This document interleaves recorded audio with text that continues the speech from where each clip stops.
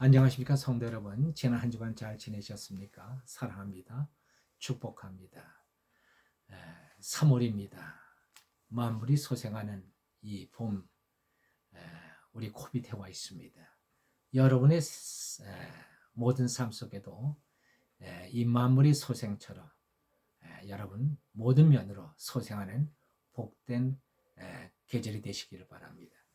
오늘 우리에게 주신 하나님 말씀은 마태복음 16장 13절로 19절 말씀입니다. 제가 말씀을 봉독하겠습니다. 예수께서 가이사랴 빌립보 지방에 이르러 제자들에게 물어 가라사대 사람들이 인자를 누구라 하느냐 가로되 더러는 세례요한 더러는 엘리야 어떤 이는 예레미야나 선지자 중에 하나라 하더이다. 가라사대 너희는 나를 누구라 하느냐 시몬 베드로가 대답하여 가라사대 주는 그리스도시요 살아계신 하나님의 아들입니다. 예수께서 대답하여 가라사대 바요나 시몬아 네가 복이 있도다. 이를 내게 알게 하니는 혈육이 아니요 하늘에 계신 내 아버지시니라. 또 내가 내게 이르노니 너는 베드로라. 내가 이 반석 위에 내 교회를 세우리니 음부의 권세가 이기지 못하리라. 내가 천국 열쇠를 내게 주리니 네가 땅에서 무엇인지 매면 하늘에서도 맬 것이요 네가 땅에서 무엇인지 풀면 하늘에서도 풀리리라. 아멘. 예수님께서 제자들에게 묻습니다. 사람들이 나를 누구라고 하더냐. 그러니까 제자들이 대답하기를 어떤 사람은 예수님을 세례 요한이라, 또 어떤 사람은 엘리야라, 또 어떤 이들은 예레미야라, 또 어떤 이들은 선지자 중에 하나라고 합더이다. 그러니까 예수님이 다시 묻습니다. 너희들은 나를 누구라 생각하느냐? 그러니까 시몬 베드로가 대답합니다. 아주 유명한 대답이죠. 준 그리스도시여 살아계신 하나님의 아들입니다. 아주 위대한 사실을 깨닫고 위대한 고백을 했습니다. 자, 그럼 여기 사람들과 이 베드로의 차이는 무엇입니까? 사람들은 예수님을 선지자 차원에서 생각한 겁니다. 그러나 베드로는 예수님을 선지자 차원이 아닌 하나님 차원에서 생각한 것이죠.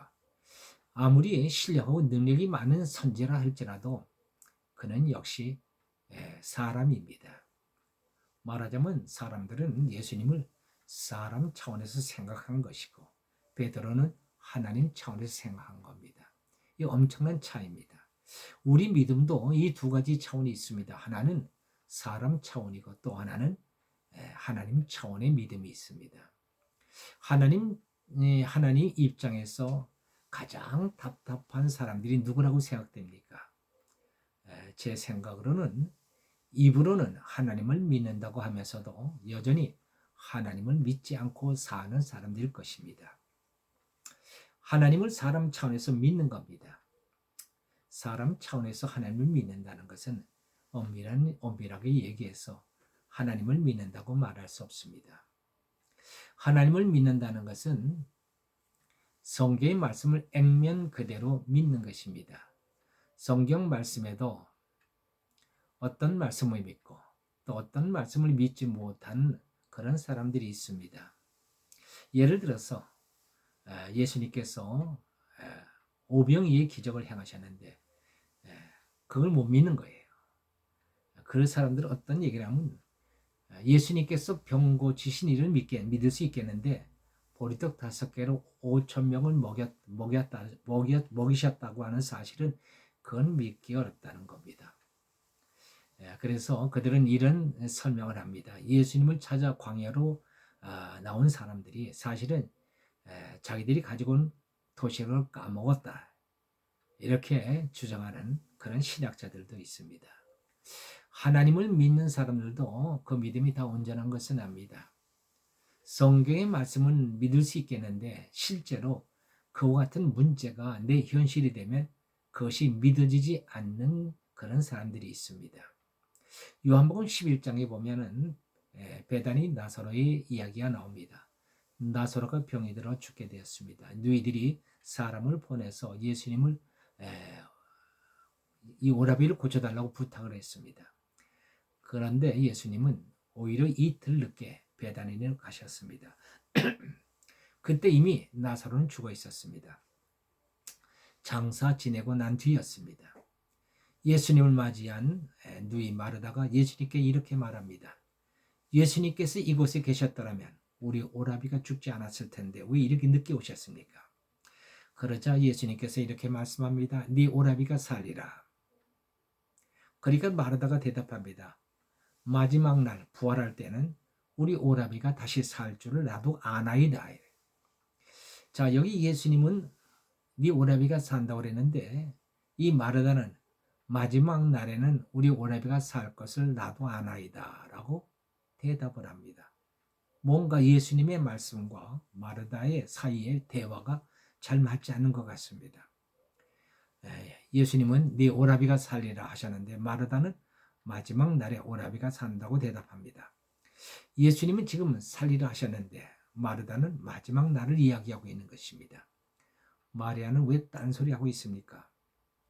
마르다의 믿음이 예수님의 말씀을 받을 수 없는 까닭입니다.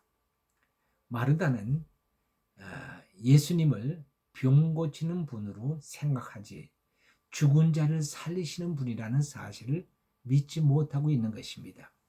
그래서 마르다가 이렇게 얘기합니다. 주께서 여기 계셨더라면 내 오라비가 죽지 않았을 것입니다. 이게 바로 마르다의 믿음입니다. 그런데 예수님은 뭐라고 말씀하십니까? 네 오라비가 살리라. 그리고 나서는 네가 내 말을 믿으면 하나님의 영광을 보리라 라고 또다시 말씀을 하십니다. 내 생각과 기준을 버리고 말씀을 액면 그대로 믿으라는 말씀이죠. 믿음의 사람도 하나님의 말씀을 내 현실에 받아들이는 것이 쉽지 않다는 것을 보여주는 장면입니다. 창세기 18장에 보면 하나님이 아브라함의 장막에 찾아오셨습니다. 하나님이 아브라함에게 네 아내 사라에게 아들이 있으리라고 말씀하십니다. 그 하시는 말씀을 사라가 엿듣고는 속으로 생각합니다.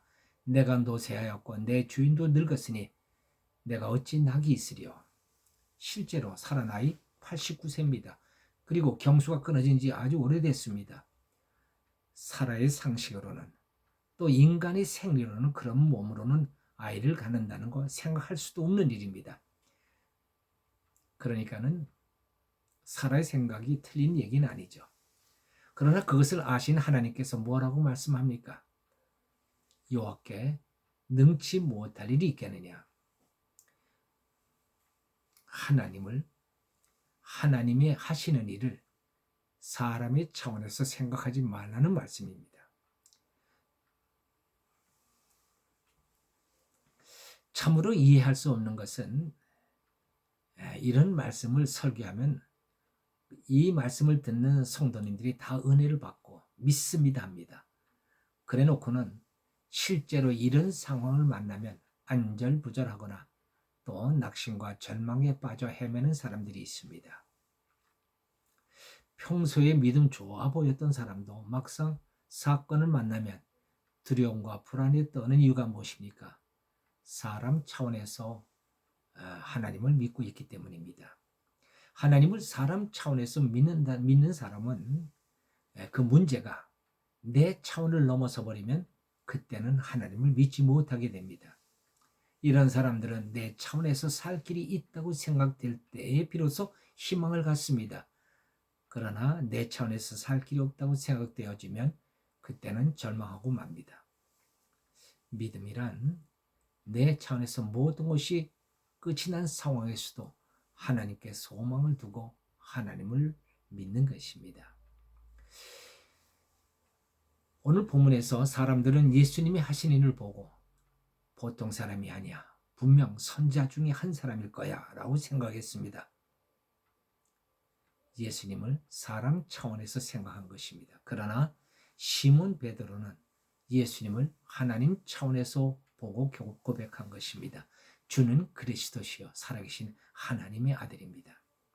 이 말씀을 들은 예수님은 베드로에게 참으로 네가 복이 있다고 칭찬하십니다. 왜? 그의 고백은 하나님 차원에서 믿고 고백한 것이기 때문입니다. 이를 내게 알게 한 이는 혈육이 아니요 하늘에 계신 내 아버지시니라.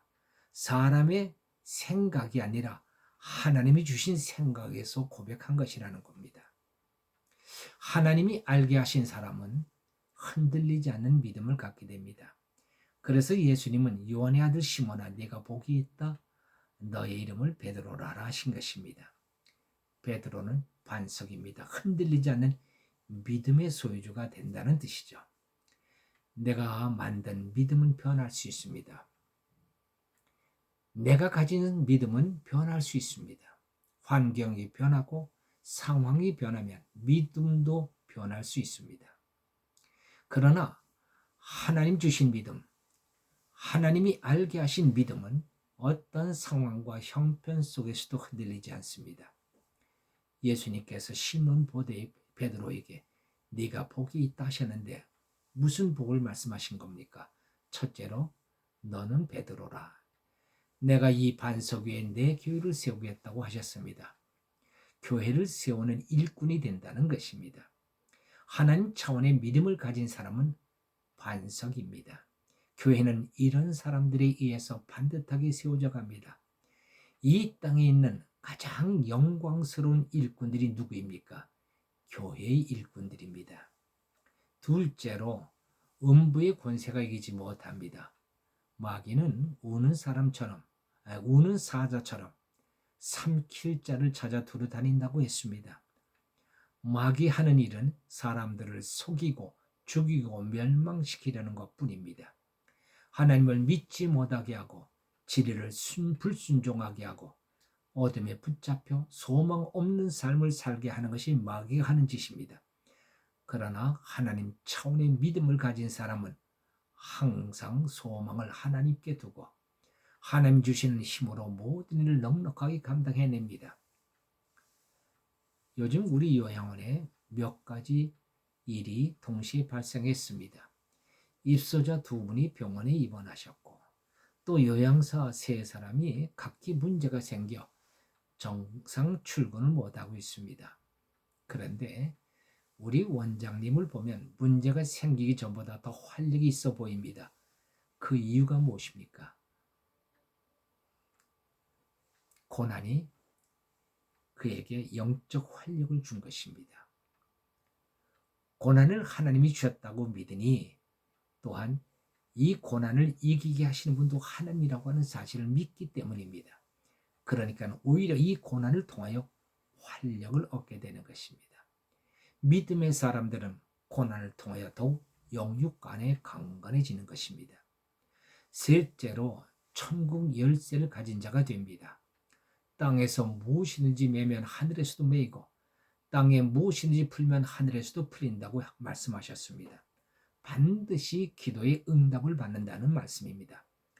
무엇이든지 너희가 기도가 구한 것은 받은 줄로 믿으라. 그리하면 그대로 되리라. 얼마나 엄청난 축복입니까? 기도하는 대로 받는 축복을 가진 자가 되는 것입니다. 나는 오늘 이 주님이 주신 이 말씀을 액면 그대로 믿습니다. 그리고 기도합니다.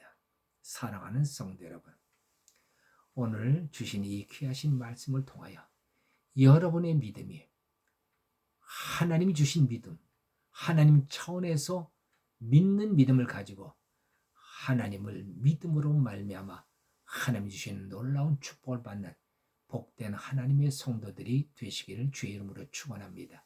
기도하십시다. 할렐루야. 하나님 아버지 감사합니다. 입으로는 하나님을 믿는다고 하면서도 막상 어려운 일을 만나면 안절부절 그리고 낙심과 절망에 빠지는 그런 사람들이 되지 않게 도와주시옵소서. 어떤 상황 속에서도 이 모든 환경을 주관하시는 분이 하나님이시오.